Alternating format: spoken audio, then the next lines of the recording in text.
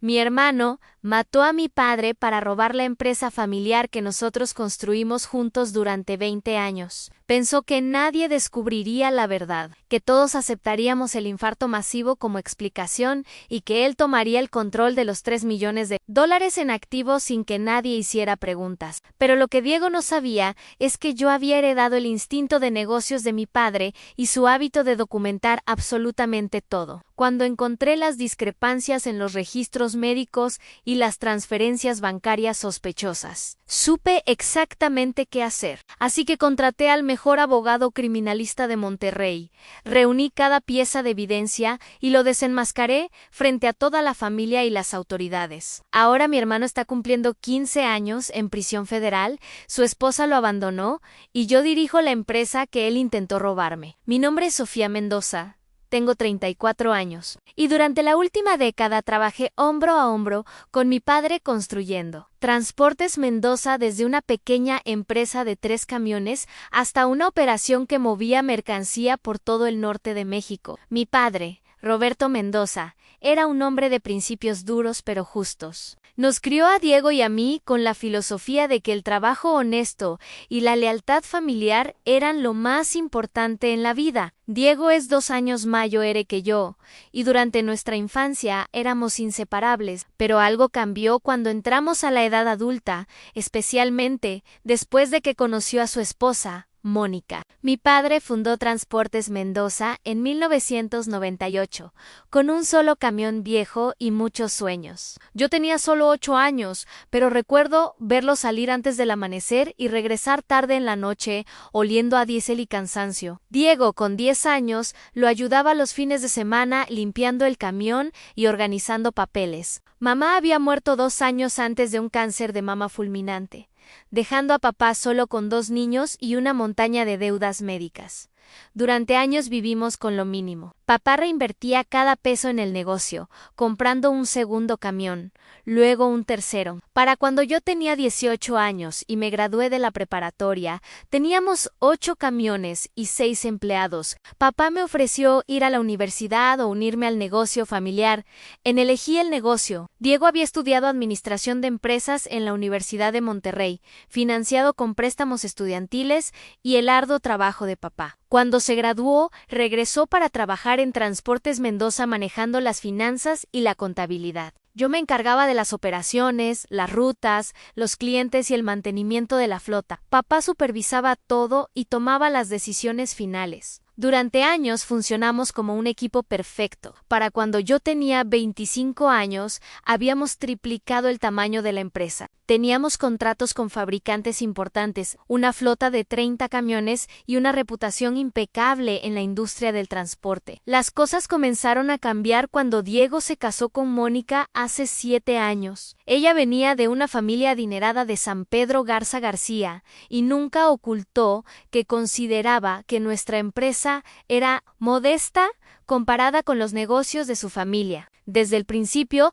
Mónica comenzó a presionar a Diego para que pidiera un salario más alto, un puesto de mayor jerarquía y eventualmente una participación mayoritaria en la empresa. Papá se negó rotundamente. Esta empresa se divide en partes iguales entre mis 2 hijos cuando yo muera, decía siempre. Mientras yo esté vivo, yo tomo las decisiones. Diego aceptaba esto en público, pero yo podía ver la frustración creciendo en sus ojos cada vez que Mónica comparaba nuestra situación financiera con la de sus hermanos que trabajaban en corporativos internacionales. Hace un año, papá cumplió 65 años y comenzó a hablar más seriamente sobre la sucesión. Una noche, durante una cena familiar en su casa, nos reunió a Diego y a mí en su estudio. «Quiero que sepan mis planes», dijo mientras nos servía tequila reposado en vasos de cristal que había heredado de su padre. «He estado trabajando con un abogado para formalizar la transición. Sofía, tú manejarás las operaciones y tendrás el 50% de las acciones. Diego, tú continuarás con las finanzas y tendrás el otro 50%. Las decisiones importantes las tomarán juntos,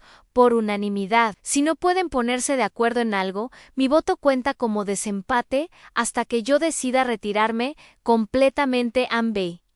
La mandíbula de Diego tensarse. «¿Y cuándo será eso, papá?», preguntó con una voz demasiado controlada. Cuando sienta que es el momento correcto, respondió papá. Probablemente en 5 años, cuando tenga 70. Diego no dijo nada más esa noche. Pero cuando nos íbamos, escuché a Mónica susurrarle enojada en el estacionamiento algo sobre otros 5 años esperando y necesitamos ese capital ahora para nuestras inversiones. Debí haberle prestado más atención a esa conversación. Debí haber reconocido la advertencia en el tono de Mónica y la forma en que Diego asintió con demasiada intensidad. Pero yo estaba concentrada en mi propio alivio de que papá finalmente había formalizado sus planes de sucesión y que reconocía mi contribución a la empresa dándome un papel de liderazgo igual al de mi hermano. Los siguientes 6 meses transcurrieron con una tensión que yo intentaba ignorar. Diego comenzó a tener reuniones privadas con el contador de la empresa,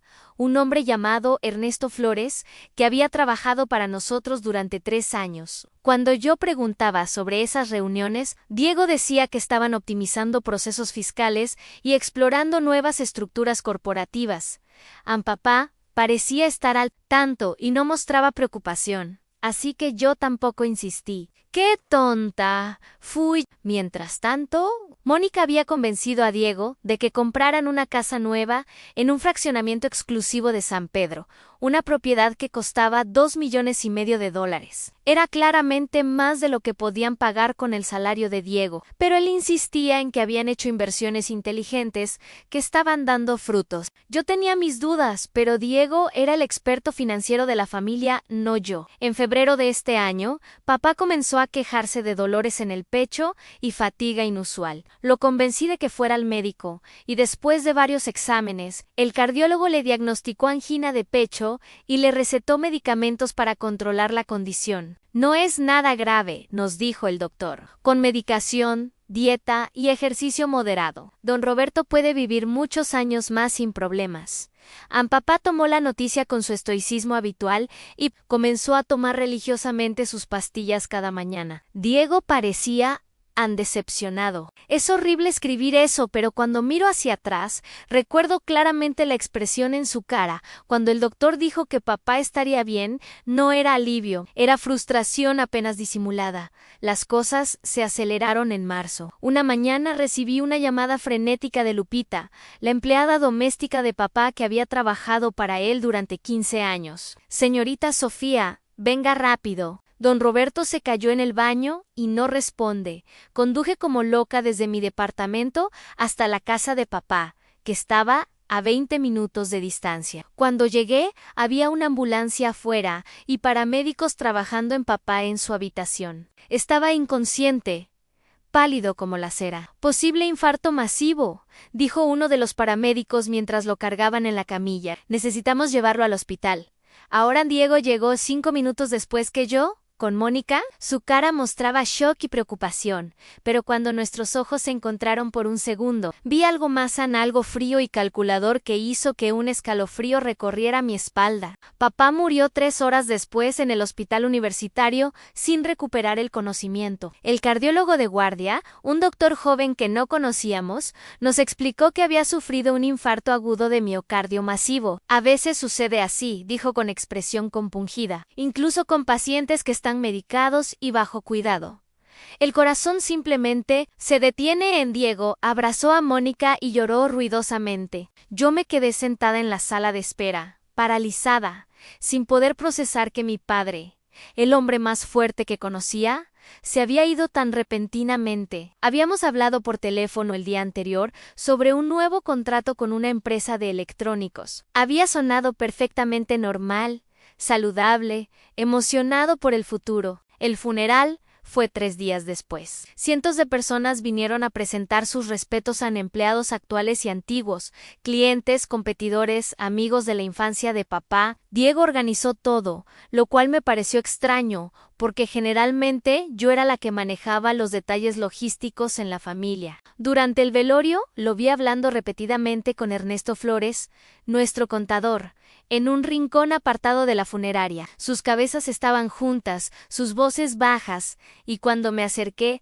ambos se callaron abruptamente. Solo discutiendo los trámites del testamento, explicó Diego rápidamente. Hay muchas cosas que resolver, Ana, sentí, demasiado agotada emocionalmente para cuestionar. Una semana después del funeral, Diego convocó una reunión en las oficinas de Transportes Mendoza. Estaban presentes yo, Mónica, Ernesto Flores y el abogado corporativo de la empresa, el licenciado Ramírez. Como todos saben, comenzó Diego, poniéndose de pie frente al escritorio que había sido de papá. Necesitamos discutir la transición del liderazgo de la empresa. Tengo aquí el testamento de papá. Ann sacó un documento de un folder manila y comenzó a leer. Según el testamento, Diego y yo heredábamos partes iguales de la empresa, tal como papá había prometido, pero había una cláusula que no recordaba haber escuchado antes. En caso de disputas sobre decisiones operativas o estratégicas, la presidencia de la junta directiva tendrá el voto decisivo, y según este documento, Diego había sido nombrado presidente de la junta. Espera, interrumpí. Papá nunca mencionó nada sobre una presidencia de junta. Él dijo que las decisiones serían por unanimidad en Diego. Me miró con una expresión de falsa compasión. Sofía, sé que estás afligida, pero esto es lo que dice el testamento. Papá debe haberlo agregado en las últimas actualizaciones. Me volteé hacia el licenciado Ramírez. ¿Usted preparó este documento? El abogado se veía incómodo. La versión original sí, pero hubo modificaciones posteriores que fueron manejadas directamente por don Roberto con otro abogado. Según me informó su hijo Diego, algo no cuadraba. Quiero ver una copia certificada de ese testamento, dije. Y quiero hablar con ese otro abogado. Diego suspiró dramáticamente. Sofía, entiendo tu dolor, pero necesitamos seguir adelante. Tenemos contratos que cumplir, empleados que pagar. No podemos paralizarnos por esto. Durante las siguientes 2 semanas, Diego tomó control operativo total de Transportes Mendoza. Comenzó a tomar decisiones unilaterales, cambió proveedores, renegoció contratos sin consultarme y modificó rutas establecidas sin ninguna justificación lógica. Cuando yo cuestionaba sus decisiones, él simplemente decía como presidente de la junta: tengo la autoridad final, y se negaba a discutir más. Mónica comenzó a aparecer en la oficina casi diariamente, comportándose como si fuera la copropietaria, dando opiniones sobre todo desde el uniforme de los choferes hasta la decoración de la recepción. Yo me sentía cada vez más marginalizada en la empresa que había ayudado a construir. Una noche, después de que todos se habían ido, me quedé en la oficina revisando archivos antiguos. No sabía exactamente qué estaba buscando, solo seguía un instinto que me decía que algo estaba profundamente mal. Encontré el folder de papá con sus documentos médicos personales. Dentro había una carta del cardiólogo fechada 2 semanas antes de su muerte. La leí con el corazón acelerado. Estimado don Roberto, me complace informarle que sus últimos exámenes cardíacos muestran mejora significativa. Su condición está bien controlada con la medicación actual. No veo razón por la que no pueda disfrutar de muchos años saludables por delante. Continué tomando su medicación como está prescrita y nos vemos en su chequeo de rutina en 3 meses en mejora significativa. Muchos años saludables por delante. ¿Cómo podía un hombre cuyo corazón estaba mejorando sufrir un infarto masivo fatal solo 2 semanas después? Saqué mi teléfono y tomé fotos de cada página del folder médico. Luego busqué en el escritorio de papá y encontré sus frascos de medicamentos. ¿Los llevaba consigo a todas partes? Pero los había dejado en la oficina el día anterior a su muerte. Había 2 frascos, uno de aspirina cardíaca y otro de un betabloqueador llamado metoprolol. Los abrí y examiné las pastillas. Las de aspirina se veían normales, pero las del metoprolol me parecieron diferentes, más grandes, con un tono ligeramente distinto al que recordaba. Las guardé en una bolsita de plástico y las metí en mi bolsa. Al día siguiente, llevé las pastillas a una farmacia en otro barrio de Monterrey, lejos de donde pudiera encontrarme con alguien conocido. Le pedí al farmacéutico, un señor mayo con lentes gruesos, que verificara si eran realmente metoprolol.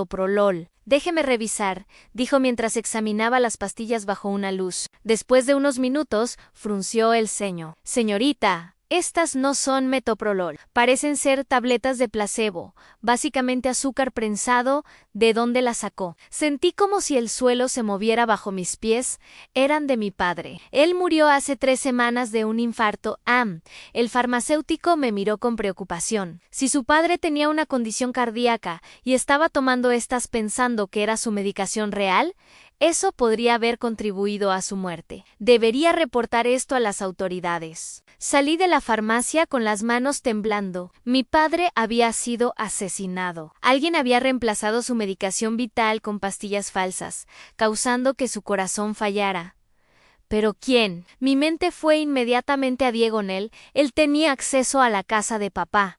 Él tenía motivos financieros. Él había estado actuando extrañamente desde la muerte, pero acusar a mi propio hermano de asesinato era impensable.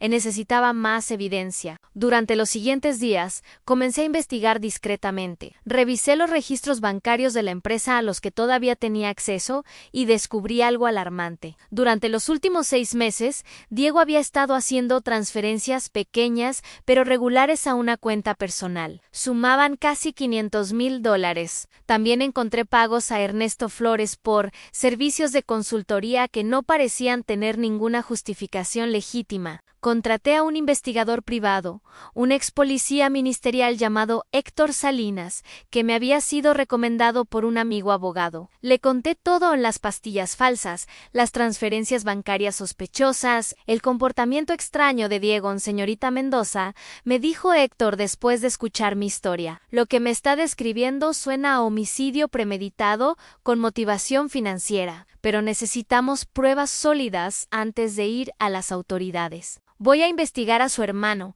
a su esposa y a ese contador. Mantenga su distancia y actúe normal. Si su hermano sospecha que usted sabe algo, podría ser peligroso. El miedo me invadió, pero también una determinación fría. Si Diego había matado a mi padre, iba a asegurarme de que pagara por ello, sin importar que fuera mi hermano.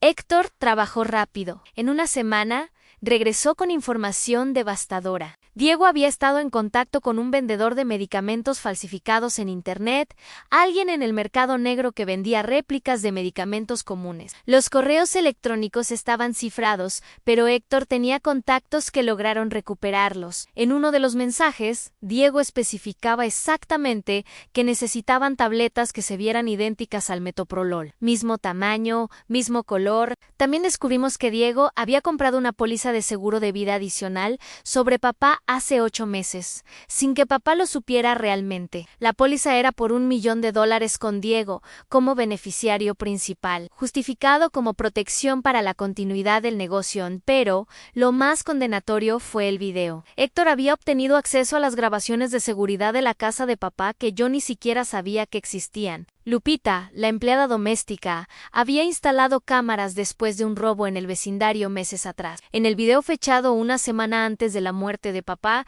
se veía claramente a Diego entrando a la casa cuando papá no estaba, yendo directamente al baño donde papá guardaba sus medicamentos y saliendo 3 minutos después con algo en el bolsillo. Esto es suficiente para ir a la policía, dijo Héctor, pero le sugiero que también contacte a un abogado criminalista antes de hacer cualquier movimiento.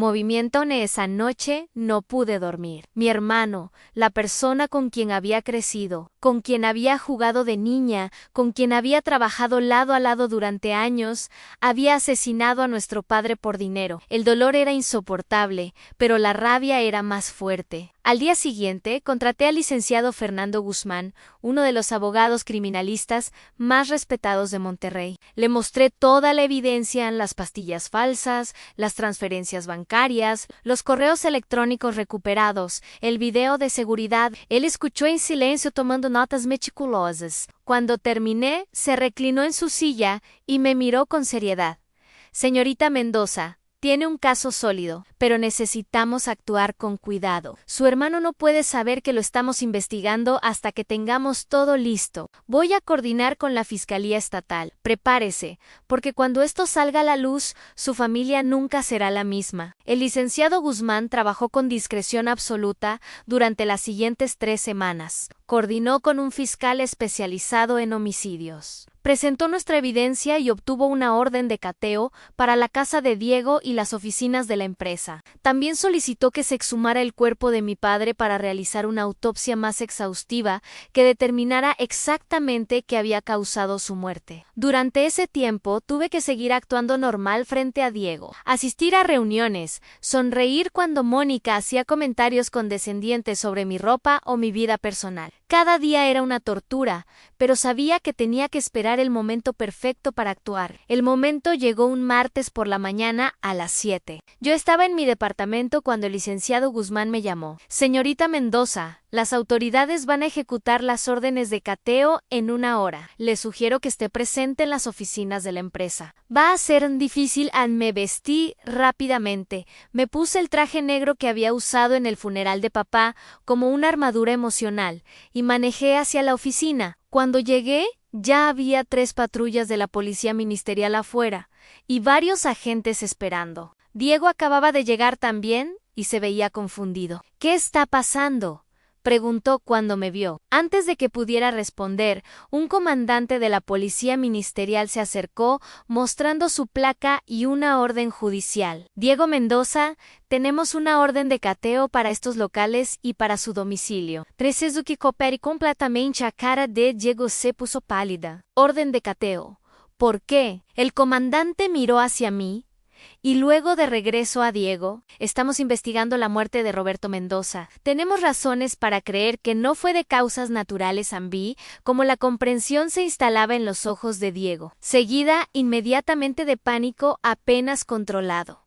Esto es absurdo. Mi padre murió de un infarto. ¿Quién está haciendo estas acusaciones ridículas? Me acerqué, y mi voz salió más fría y controlada de lo que me sentía por dentro. Yo, Diego, estoy haciendo estas acusaciones porque encontré las pastillas falsas, encontré las transferencias bancarias, encontré los correos electrónicos y encontré el video de ti entrando a la casa de papá y cambiando su medicación. Por un segundo, Diego se quedó completamente inmóvil. Luego intentó reír, pero sonó falso y desesperado. Sofía, ¿de qué estás hablando? ¿Has perdido la razón? Nuestro padre murió de causas naturales. No, dije, sintiendo las lágrimas ardiendo en mis ojos, pero negándome a dejarlas caer.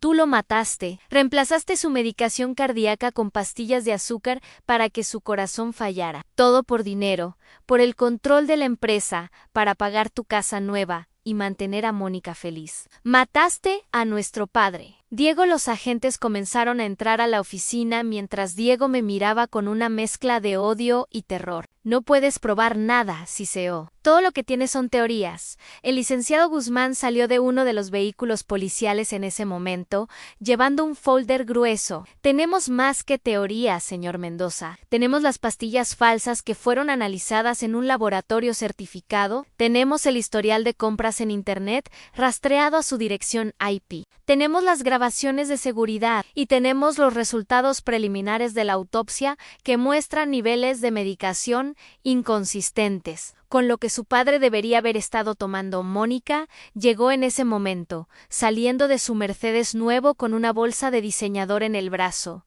¿Qué está pasando aquí?, preguntó con su tono habitual de superioridad. Cuando vio a los policías, su expresión cambió a alarma.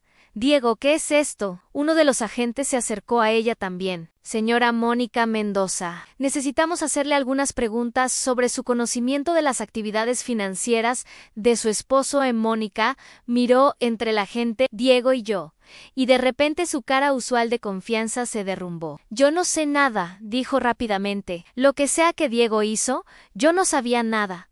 Diego se volvió hacia ella con incredulidad.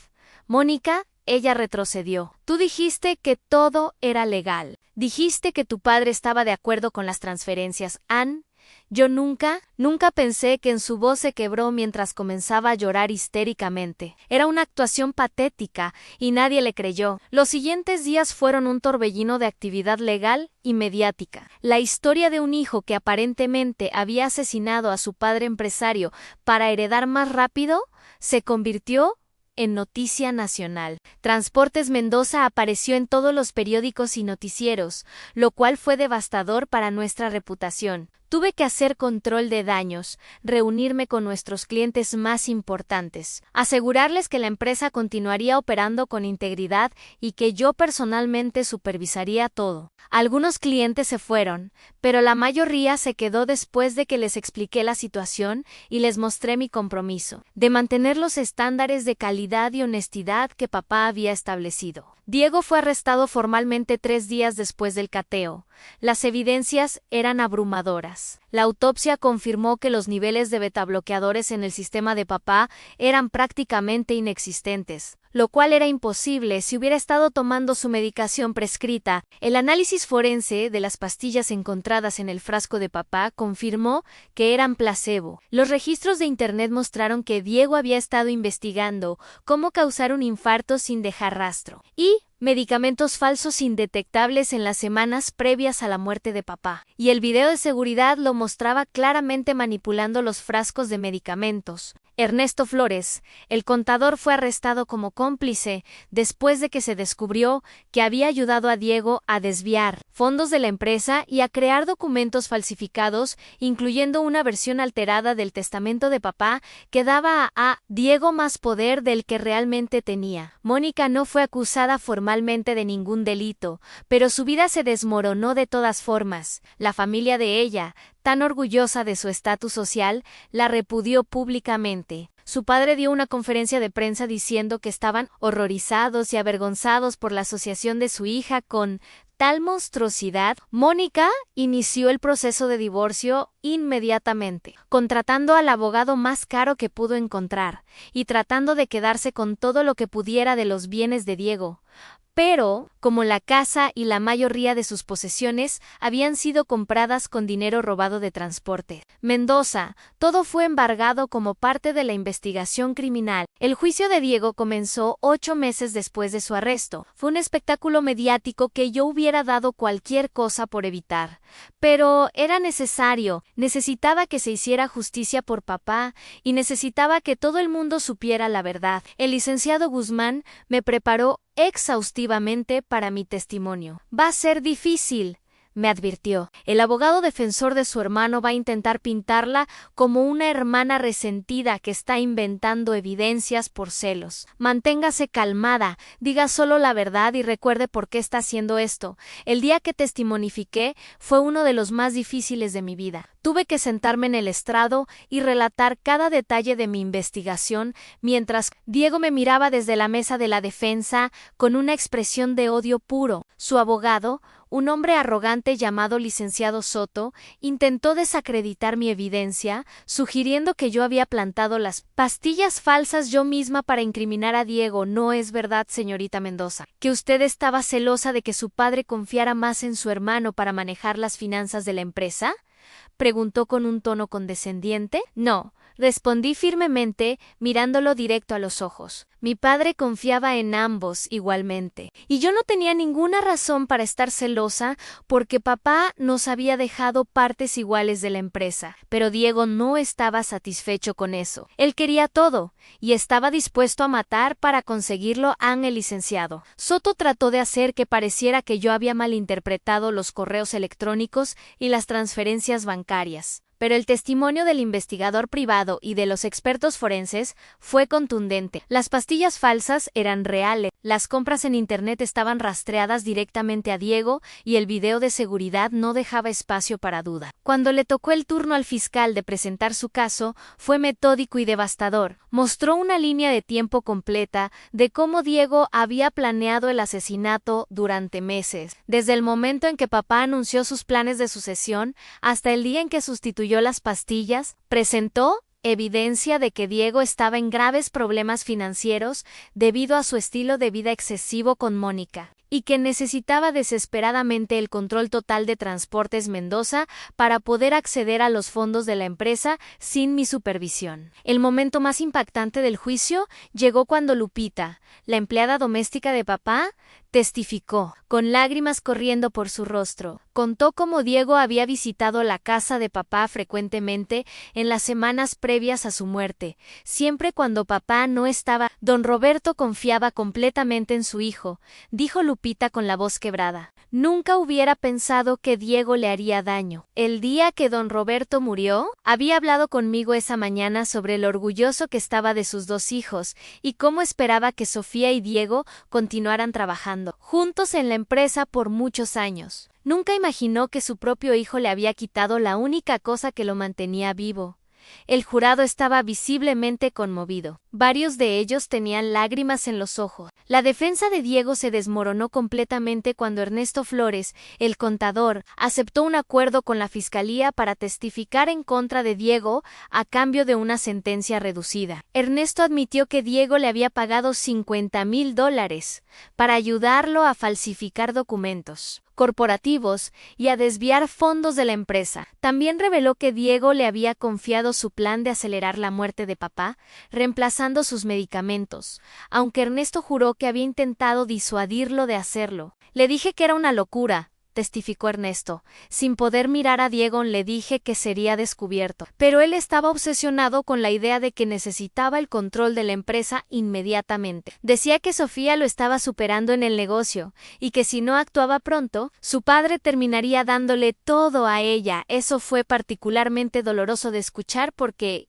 no era verdad. Papá nos amaba a ambos igualmente y nunca hubiera favorecido a uno sobre el otro. La paranoia de Diego y su codicia habían distorsionado su percepción de la realidad. Diego finalmente tomó el estrado para defenderse, lo cual fue un error terrible. El fiscal lo destrozó en el contrainterrogatorio. Cada mentira que Diego intentaba contar era inmediatamente desmentida con evidencia documental o testimonios previos. Cuando el fiscal le preguntó directamente, «¿Usted mató a su padre, señor Mendoza?», Diego intentó negar, pero su voz se quebró y su lenguaje corporal lo delató completamente. Comenzó a sudar visiblemente, tartamudear, y finalmente tuvo un colapso emocional en el estrado, gritando que no había tenido otra opción y que todo era culpa de Sofía por ser tan perfecta a los ojos de Papán. Fue una admisión de culpa disfrazada de crisis nerviosa. Su abogado intentó solicitar un receso, alegando que su cliente no estaba en condiciones de testificar, pero el daño ya estaba hecho. El jurado había visto a Diego revelarse como el hombre amargado, envidioso y asesino que realmente era. Las deliberaciones del jurado tomaron solo 6 horas. Cuando regresaron con el veredicto, la sala del tribunal estaba completamente silenciosa. El presidente del jurado se puso de pie y leyó: en el caso del Estado contra Diego Mendoza, por el cargo de homicidio calificado con premeditación y alevosía, encontramos al acusado culpable.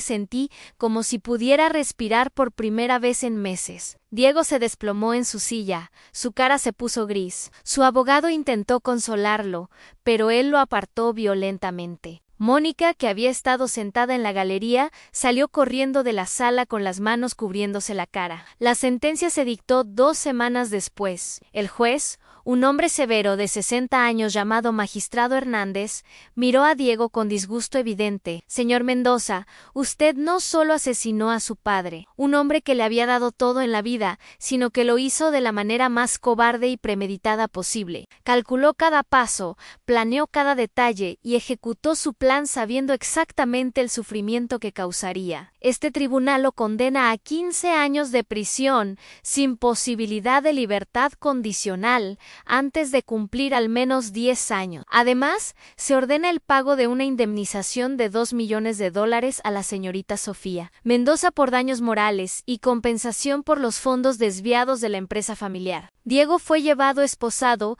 mientras gritaba que la sentencia era injusta y que yo lo había destruido intencionalmente. Ni siquiera me volteé a mirarlo. Para mí, Diego había muerto el día que mató a papá. Lo que quedaba era solo un criminal que pagaba por sus acciones. Ernesto Flores recibió 5 años de prisión por complicidad y fraude. La mayoría de la familia extendida y los conocidos me expresaron su apoyo, aunque algunos parientes lejanos del lado de papá se negaron a hablarme, porque, en su opinión, yo había destruido la familia al denunciar a Diego. Era una lógica retorcida que no me molestaba en discutir. Había hecho lo correcto.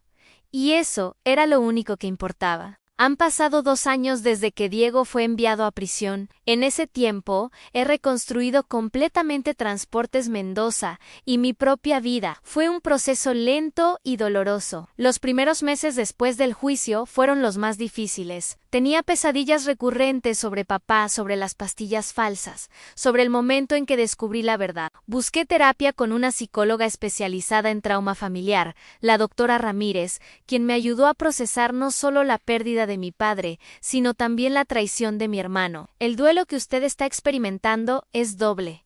¿Me explicó? Está llorando la muerte de su padre y simultáneamente la muerte de la relación con su hermano. Ambos requieren tiempo y espacio para sanar.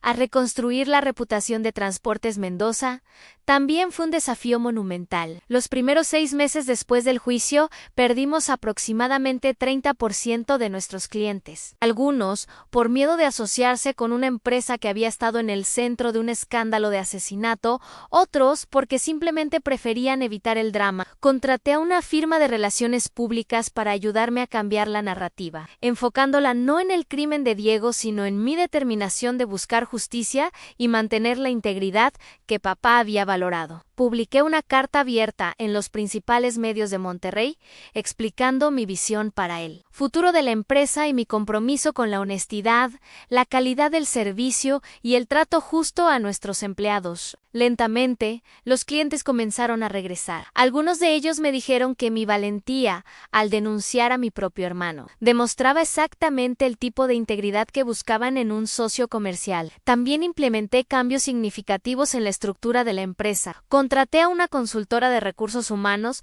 para desarrollar nuevos protocolos de supervisión financiera que aseguraran que nadie, ni siquiera yo, pudiera desviar fondos sin múltiples niveles de aprobación. Traje a un director financiero externo, el licenciado Torres, un hombre de 60 años con 30 años de experiencia en el sector del transporte y una reputación impecable. Él revisó cada transacción financiera de los últimos 3 años y me ayudó a recuperar la mayoría de los fondos que Diego había desviado. También trabajé con un abogado especializado en derecho corporativo para redactar estatutos nuevos que protegieran la empresa de cualquier manipulación futura. Mis empleados, especialmente los que habían trabajado con papá desde los primeros días, fueron increíblemente leales durante todo este proceso. Muchos de ellos me dijeron que sabían que yo haría lo correcto y que confiaban en mi liderazgo.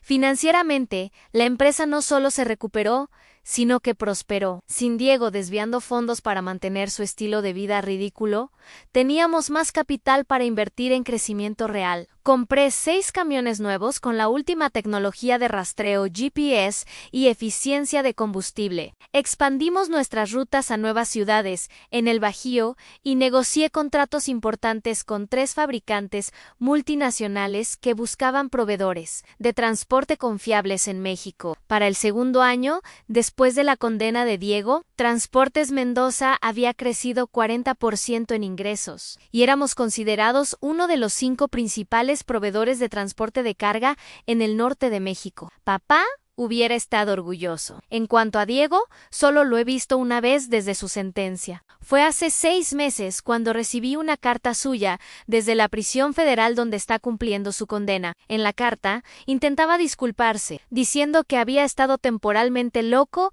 por las presiones financieras y la influencia de Mónica. Decía que me extrañaba y que esperaba que algún día pudiéramos reconstruir nuestra relación como hermanos. Leí la carta una vez y la tiré a la basura. No porque esté llena de ira irresoluble, sino porque simplemente no hay nada que reconstruir. Diego tomó decisiones que destruyeron cualquier posibilidad de una relación fraternal. Mató a nuestro padre, el hombre que nos crió con tanto sacrificio y amor, y luego intentó robarme todo lo que papá y yo habíamos construido juntos. No hay vuelta atrás de eso. Algunas heridas no sanan, y algunos puentes, una vez quemados, deben permanecer en ceniza. Mónica, por su parte, desapareció de Monterrey casi inmediatamente después del juicio. Escuché de conocidos mutuos que se mudó a la Ciudad de México y que está intentando reinventarse trabajando en una boutique de ropa de su prima. Su familia la repudió completamente y su nombre sinónimo de vergüenza en los círculos sociales de San Pedro Garza García. Intentó vender su historia a varios programas de televisión sensacionalista, afirmando ser otra víctima de Diego Mendoza, pero nadie le creyó. Los correos electrónicos recuperados durante la investigación mostraban claramente que ella había presionado a Diego constantemente por más dinero, mejores propiedades, un estilo de vida más lujoso. No fue la arquitecta del asesinato de papá, pero fue definitivamente la gasolina que alimentó el fuego de la codicia de Diego. En cuanto a mí, encontré una paz inesperada. Vivo en la casa de papá ahora, la que él compró cuando el negocio finalmente despegó. Lupita todavía trabaja aquí, y nos hemos vuelto muy cercanas. Ella es como una segunda madre para mí, y muchas noches nos sentamos en la terraza a tomar café y recordar a papá las cosas buenas antes de que todo se desmoronara. He comenzado a salir socialmente de nuevo, algo que no hacía desde que papá murió. Incluso hay un arquitecto llamado Eduardo, que conocí en una conferencia de negocios, con quien he estado saliendo durante los últimos 4 meses. Es amable, inteligente y, lo más importante, entiende mi necesidad de tomar las cosas lentamente debido a todo lo que he pasado. Hace 3 semanas, en el aniversario de la muerte de papá, organicé una ceremonia conmemorativa en las oficinas de Transportes Mendoza. Invité a todos nuestros empleados actuales, algunos antiguos que habían trabajado con papá en los primeros días y varios de sus amigos cercanos. Instalé una placa en el edificio que decía en memoria de Roberto Mendoza, fundador de Transportes Mendoza, un hombre de integridad inquebrantable que construyó este negocio con trabajo honesto, dedicación y amor por su familia. Su legado vive en cada kilómetro que recorremos durante la ceremonia. Compartí historias sobre papá, su ética de trabajo, su bondad, su visión. No mencioné a Diego ni una sola vez. Esa parte de nuestra historia familiar está cerrada, sellada, enterrada donde pertenece. La semana pasada recibí una llamada del licenciado Guzmán, mi abogado criminalista. Sofía, pensé que deberías saber que Diego está solicitando un traslado a una prisión con mejores condiciones. También está intentando apelar su sentencia argumentando defensa transitoria por estrés emocional. No va a funcionar, pero pensé que deberías estar informada. Él le agradecí por avisarme, pero honestamente no me afectó emocionalmente en absoluto. Diego puede pasar los próximos 13 años intentando todas las maniobras legales que quiera. La evidencia contra él fue abrumadora y la sentencia fue justa. Él asesinó a nuestro padre y ahora está pagando el precio. No siento satisfacción particular en su sufrimiento, pero tampoco siento lástima. Siento a nada y esa ausencia de emociones de alguna manera liberadora. Hoy, Transportes Mendoza emplea a 120 personas, opera una flota de 65 camiones y tiene ingresos anuales de más de $8 millones.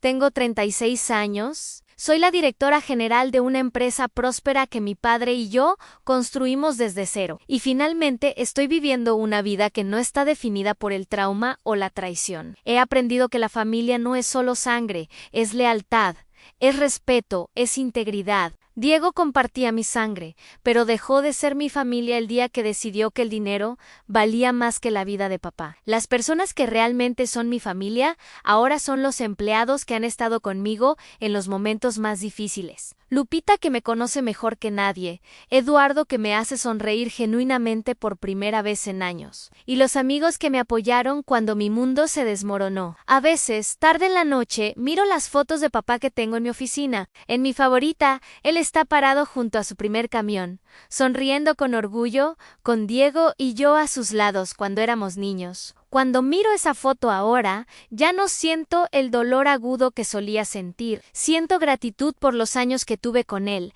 por todo lo que me enseñó y por la fortaleza que me dio para hacer lo correcto incluso cuando era lo más difícil del mundo. Papá merecía justicia y yo me aseguré de que la tuviera. Esa es mi paz. Esa es mi victoria. Y esa es la razón por la que puedo mirarme al espejo cada mañana y saber que soy la hija que él crió para ser fuerte, honesta y inquebrantable.